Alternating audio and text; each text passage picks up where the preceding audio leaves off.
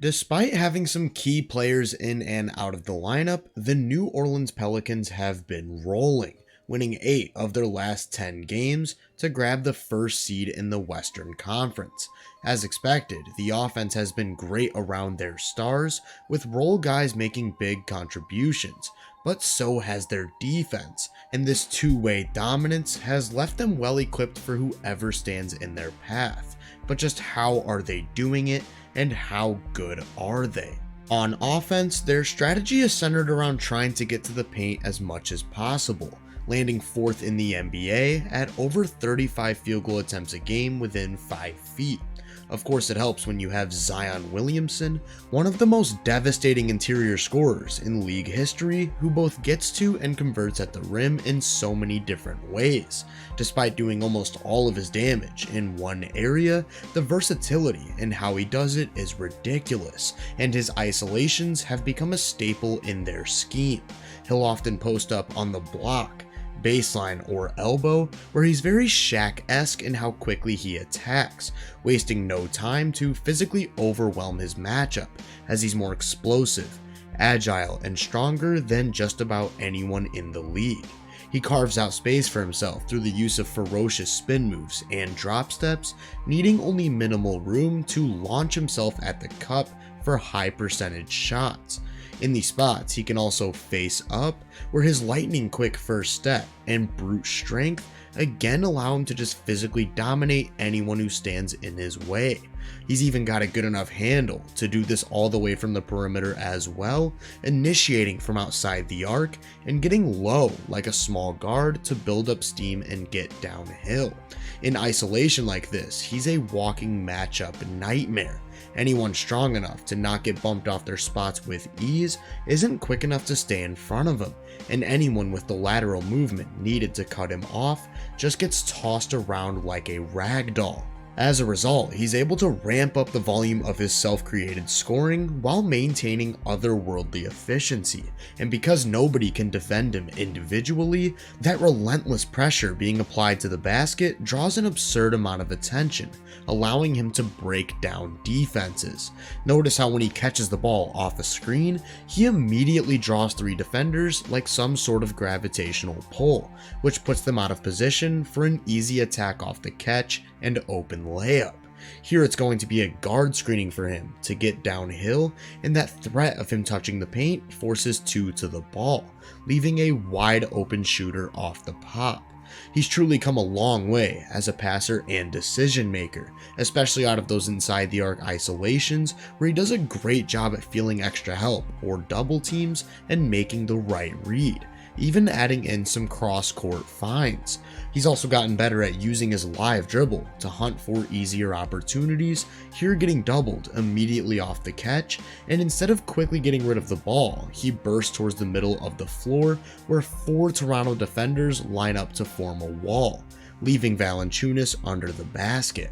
Of course, there's also that relentless drive and kick game, collapsing off-ball defenders and freeing up shooters all over the floor, and all of this rim pressure just creates so much space on the perimeter, making life a lot easier for their other shot creators. The number 2 guy is Brandon Ingram, a wing who can score from all 3 levels, but has really found an identity as a mid-range assassin.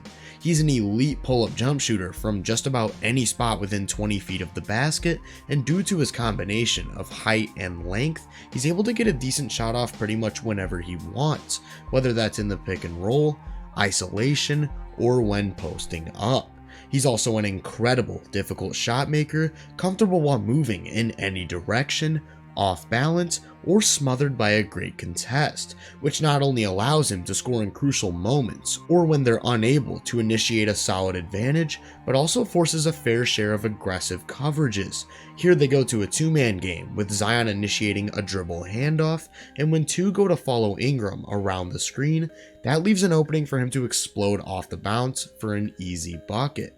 This time it's in the pick and roll, where Ingram's threat as a pull-up shooter forces a switch, and due to Zion's gravity as a roller, he draws 2 defenders away from the ball, freeing up a wide open top of the key 3.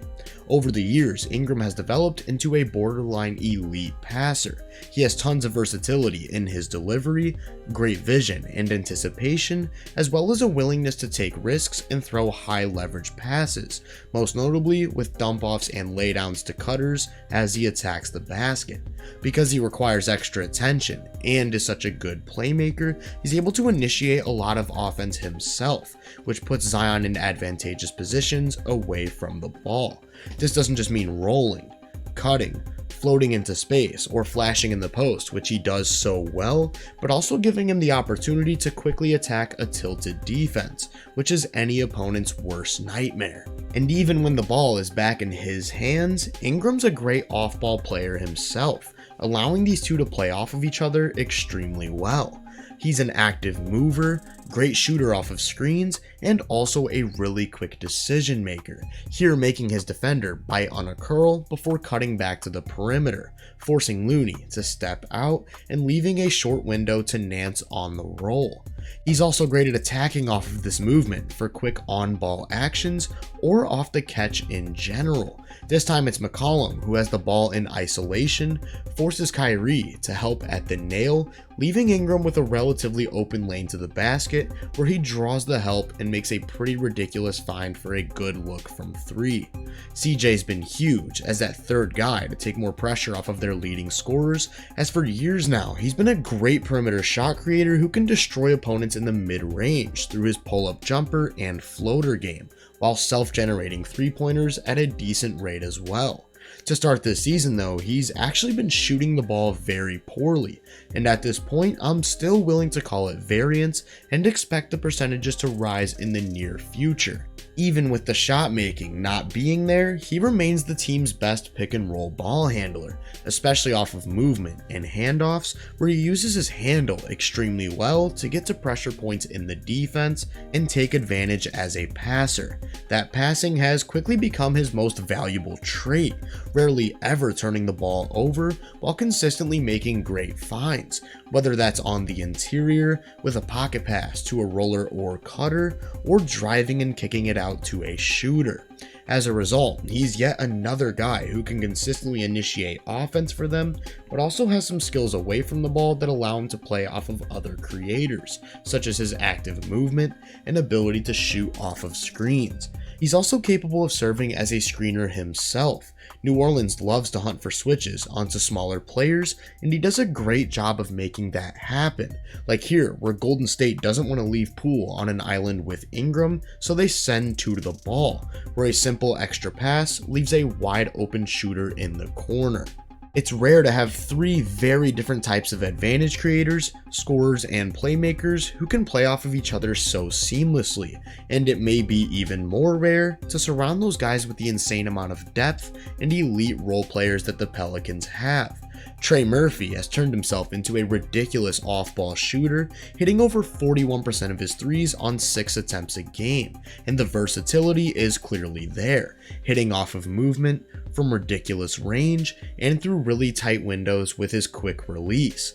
He can also put it on the deck and absolutely destroy closeouts as an explosive 6'9" ball handler who can fly above the rim for some pretty relentless finishes. Another sophomore who's quickly developed into a great role player is Jose Alvarado, who's come a long way as a shooter, hitting 39% of his threes on 4 attempts a game. He's a smart off-ball player with great positioning on the perimeter and dicey cuts into open space, and is a lightning quick decision maker both with extra passes and decisive attacks.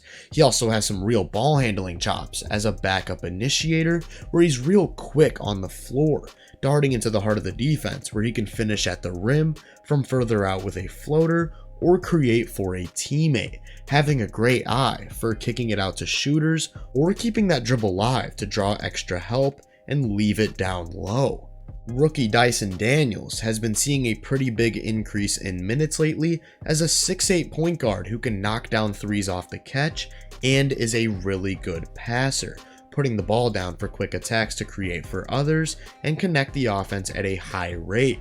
You'll see the same with Najee Marshall, who's not much of a scorer, but still very aggressive off the catch, where he's able to showcase his skills as a passer.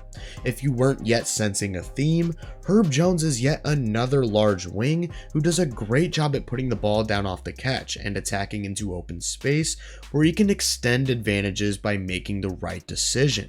Now, he's probably the worst shooter of anyone I've mentioned, getting a ton of open threes and not really converting, but he does a great job at capitalizing on this lack of attention by cutting or floating into gaps in the defense for free finishes, which is just high IQ basketball. Another option they have as a smaller guard is Devonte Graham, and unlike these bigger wings, he's strictly playing on the perimeter, where he's a great outside shooter, capable off the dribble, on the move, or when just spotting up, and can also handle the ball and make some nice finds as a playmaker. As for their big men, they have two who are primarily in the rotation and offer a pretty different set of skills.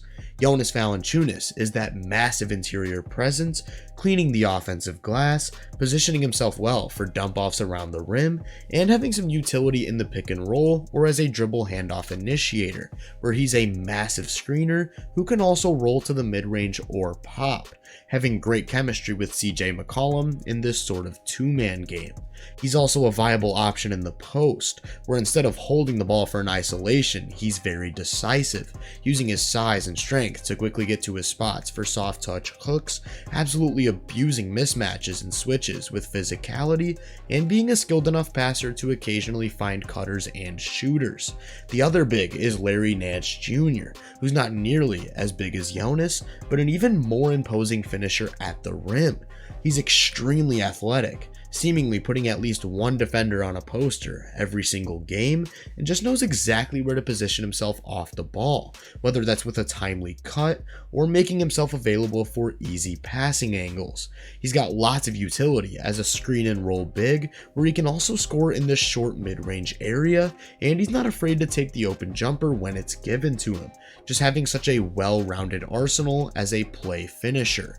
That leaves you with 11 players who all can and have played a valuable role in this offense, and having so many different guys who can extend advantages by attacking off the catch leads to lots of ball movement and great involvement across the board, where their 305 passes per game land 4th in the NBA.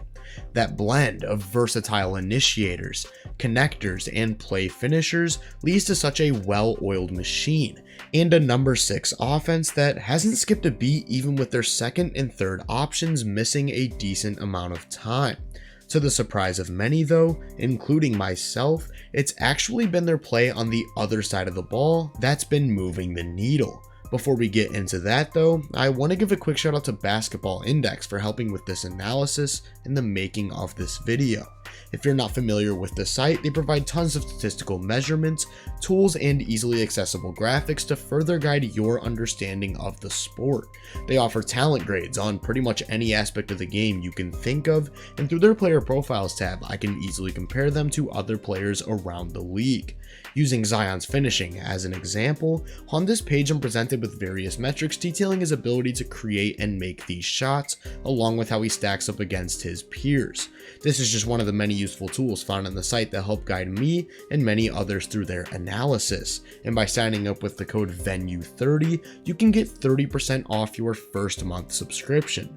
I'll leave a link in the description below for anyone interested in signing up, and with that being said, let's take a look at this New Orleans defense. They've implemented a system that's centered around swarming the court with as many rangy, lengthy athletes as possible to just over-aggressively gap in lanes, force tough decisions, and always have a body to rotate in front of the ball to prevent it from ever touching the paint. As a result, they're one of the best teams in basketball at generating turnovers, ranking second in the NBA in both steals and deflections. And one of the reasons they're able to execute this so well is the mastery of Herb Jones. He's pretty much used as the guy who matches up with whoever the opposing team's primary source of offense is, which works because of how switchable he is. On the ball, he does a great job at closing up any driving angles, showing phenomenal footwork, balance, and mobility to always keep his chest and core in front of the ball, where he's strong enough to deal with added physicality. His length allows him to just swarm ball handlers, getting a good contest on pretty much anything they try to do, and also helps him away from the ball. He's a rangy athlete with an insane motor, clogging up lanes to make every pass difficult and anticipating plays at a very high level. He can also rotate down to the rim and offer resistance while recovering to the perimeter for closeouts, where attacking off the catch is an invitation to prison. Dyson Daniels has stepped into a similar role as another 6'8" body with a near 7-foot wingspan, whose lightning quick hands and mobility make him a suffocating man defender. He also has the ranginess and activity required to serve as a gap defender, can rotate down to the rim and alter shots while not giving up open three-pointers. With these two serving as their bigger wing stoppers, the go-to at the point of attack has been Jose Alvarado. His lack of size leaves him best equipped for shiftier guards, where his lateral quickness, aggressive nature, and ridiculous hands make him a walking pickpocket. He's also a complete menace off the ball, always jumping lanes and making ball handlers second-guess passes because you never know where he might be lurking, just so active everywhere, even making help plays from the opposite side of the floor. He does tend to die on screens every now and then, but for the most part New Orleans is comfortable switching with these lineups due to who they have playing big. Larry Nance Jr. is one of the NBA's most valuable mobile bigs, only standing at 6'7", but with an absurd 7'2" wingspan and extreme athleticism that gives him a level of versatility only a handful of players can offer. In the pick and roll, he can play just about any coverage necessary and switch onto guards or wings when needed. And as a helper, he's another guy who destroys offenses when gapping, playing lanes, getting a hand on the ball, or just sliding over at the right time. He also offers a fair share of rim protection, especially from someone of his size, where those vertical gifts allow him to contest anything, positioning himself well to always be in the right spot. He's not necessarily a traditional paint defender, but again, that also isn't the strategy, which is why they're comfortable deploying lineups with Herb Jones playing the 5 as well, keeping up that switchability and option to run more aggressive coverages. If they do need size though, Jonas Valanciunas is pretty solid. He's not very mobile or vertical, but is just a massive space eater with a huge body and 7'6" wingspan that, when paired with his strong positioning, allow him to serve as a pretty big deterrent. He's their best guy for running drop coverage and forcing weaker pull-up shooters to live in that mid-range area, while also being a huge defensive rebounder, offering a bit more of the skills that you would expect from an anchoring big. So they have multiple options for guards and wings on the perimeter, as well as different types of bigs. But what about the forwards? Zion Williamson has been asked to do a little bit of everything, but primarily plays the role of a backline helper. His issues as a processor are still there, but due to the nature of their defense and where he's pre-positioned, some of that load is taken away so he can rely on freakish athletic tools to make plays happen. His length and explosiveness are pretty damaging, whether that means quickly rotating to turn away a threat near the basket, exploding off the floor to meet someone at the rim, or just getting his hands in a lane. He does have these moments of really nice positioning or an occasional high leverage play that causes a turnover, and teams try to make him as uncomfortable as possible by bringing him into the primary action. Usually, he just switches across the board. Although he doesn't move too well on the perimeter, he's got active hands, length, and is so strong that he'll occasionally offer some resistance. And because of how the rest of the team is set up, blow-bys aren't actually a huge issue. Trey Murphy's another big, athletic forward with a 7-foot wingspan who offers solid rim protection and does a great job at defending shooters, as is Najee Marshall, whose active hands and high motor allow him to make a difference in lanes. Brandon Ingram does have some individual issues, especially as a man defender who's an awkward matchup at various positions due to his lack of speed and strength, but is yet another large forward with a staggering 7'3" wingspan who can cover a decent amount of space and play the help and recover game well. This roster just consists of such an insane amount of size and length while not giving up foot speed or issues covering the court. CJ McCollum and Devontae Graham fill out that rotation as two smaller guards who may not have the best tools but have clearly bought in, especially CJ, who's just always playing with a high motor and doing what's necessary to tread water. And that's what a lot of this team's defense is. Guys who may not be the best individual defenders, but with buy-in and the proper scheme, that length, activity, and size just swallows up offenses, currently holding the third best defense in the NBA as a result. Overall, that makes them one of only two teams to be top 6 in both offensive and defensive rating, along with the Phoenix Suns, giving them an overall net of about +7, good for third place. They haven't even played too many minutes with everyone healthy either, which especially on the offensive end should take them to another level, and they're still young. 6 of their top 11 guys are 25 or under, with their best player at just 22. So while they're already so good, I'm not too sure we've seen the best of the New Orleans Pelicans. If you enjoyed this breakdown, make sure to drop a like, subscribe, and turn my post notifications on to be first on more content. If you're interested in my more in-depth research, make sure to check out my website and social media profiles. You can find those links in the description. Feel free to let me know down in the comments what you think of the Pelicans and just how good you believe they are. As always, I hope you all have a great day, and I'll catch you guys in the next one.